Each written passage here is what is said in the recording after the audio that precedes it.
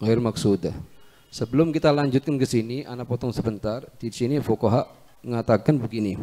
Salat sunnah maksudah, salat sunnah ghair maksudah. Yang dimaksud maksudah di sini dzatu waqtin atau dzatu sabab, yang punya waktu khusus atau yang punya sebab yang khusus. Ini namanya disingkat dengan kalimat nafal maksudah. Nafal ghair maksudah yang tidak punya waktu, tidak punya sebab, atau disingkat dengan nafal mutlak. Karena sholat itu dibagi begini, sholat dibagi begini, sholat fardu sama sholat sunnah. Bala. Sholat dibagi berapa? Dua, fardu sama sunnah. Fardu dibagi dua, fardu ain yaitu sholat 5 waktu, atau fardu kifayah yaitu sholat jenazah.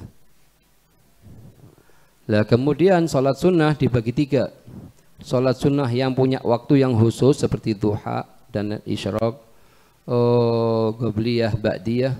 Yang kedua sholat sunnah yang punya sebab yang khusus seperti kusufen dan lain-lain. Wah, yang ketiga sholat yang tidak punya waktu dan tidak punya sebab yang khusus, tidak punya waktu, tidak punya sebab yang khusus. Ini namakan nafal mutlak. Kemudian yang punya sebab ini dibagi menjadi 3. Ada namanya sebab mutaqaddim, sebab mugharin, sebab mutaakhir.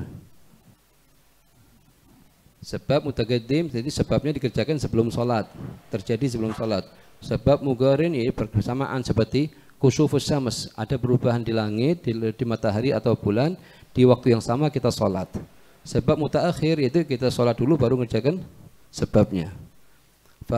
Di sini yang perlu kita pahamin, ini jenis dua jenis ini, dua jenis dimaksud dengan dhatus sabab wa dhatu waqtin ini disingkat dengan kalimat nafal maksudah. Disingkat dengan nafal maksudah, yang dimaksud dengan sini tadi itu. Ini nafal maksudah. Kalau yang tidak punya sebab, ini disingkat dengan nafal ghair maksudah. Maka di sini yang bermasalah kembali lagi kepada masalah hukum menggabung antara dua solat. Hukum menggabung antara dua solat di 3 masalah hukumnya boleh. Yang pertama adalah kalau gabungan antara salat fardu, yaitu fardu ain, dengan nafal ghair maksudah, artinya nafal mutlak, hukumnya boleh. Contohnya apa misalnya? Contohnya misalnya kita masuk ke masjid, sholat subuh digabung dengan tahiyatul masjid karena kita baru masuk. Contohnya antara subuh dengan apa? Sunat tahiyatul masjid. Hukumnya boleh. Kenapa? Karena sholat subuh sholat fardu. Wa tahiyatul masjid meskipun dia dhatus sabab tapi hukum nafal mutlak. Hukumnya hukum nafal mutlak, maka hukumnya boleh. Fa usalli fardhu subhi wa tahiyatul masjid. Kalau kita sudah baru masuk, tapi kalau kita sudah duduk dari tadi tidak, sudah habis waktunya. Yang kedua daripada masalah yang boleh yaitu antara salat sunnah maksudah. Salat sunnah maksudah yaitu artinya dzatu waqtin atau dzatu sabab, yang punya waktu atau punya sebab akan digabung dengan nafal ghair maksudah yaitu nafal mutlak, maka hukumnya boleh. Contohnya gimana? Misalnya duha dzatu waqtin mau digabung dengan tahiyatul masjid. Kita baru wudu di kamar mandi, masuk masjid mau salat duha, kita katakan usolli sunnatul duha wa tahiyatul masjid wa sunnatul wudu rakaatain lillahi ta'ala. Yang ketiga yang boleh juga antara naflain ghair maksudaini, nafal mutlak digabung dengan nafal mutlak. Contohnya apa sekarang? Baru wudu di kamar mandi terus mau masuk masjid, maka kita akan usolli sunnat tahiyatul masjid wa sunnatul wudu rakaatain lillahi ta'ala. Hukumnya apa? Boleh. Di 3 masalah hukumnya boleh. Lah di 3 masalah hukumnya tidak boleh digabung.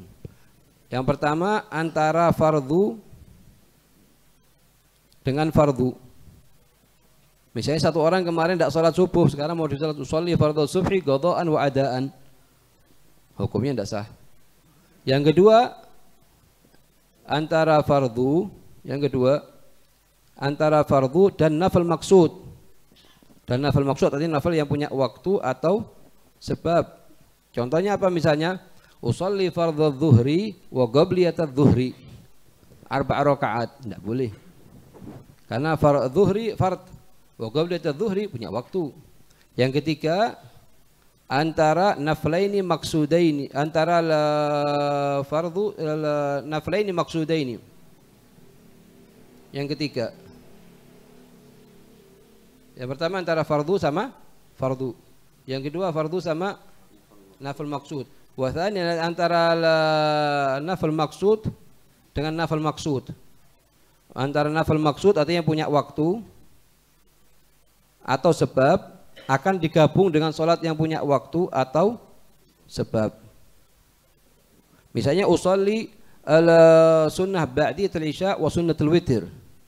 Ba'diyatul isya punya waktu, witir punya waktu, tidak bisa digabung. Kecuali di sini, ini ada perkecualiannya, illa antara qabliyah sama ba'diyah boleh digabung menurut pendapatnya Ramli. Al-Imam Ramli. Boleh gabung tanpa mengurangi jumlah rakaat. Oh misalnya anak sekarang mau sholat 2 rakaat qabliyah, 2 rakaat ba'diyah. Usolli sunnah qabliyah adz-dzuhri wa ba'diyah adz-dzuhri 4 rakaat. Maksudnya anak 2 rakaat qabliyah, 2 rakaat ba'diyah. Boleh tanpa mengurangi. Atau anak mau sholat 8 rakaat, usolli sunnah qabliyah adz-dzuhri wa ba'diyah adz-dzuhri 8 rakaat. Maksudnya anak 4 rakaatnya qabliyah, 4 rakaatnya ba'diyah. Cuman yang lebih utama jangan dikerjakan supaya keluar dari pendapatnya ulama yang lain yang tidak membolehkan. Ayo. Bismillahirrahmanirrahim. Radhiyallahu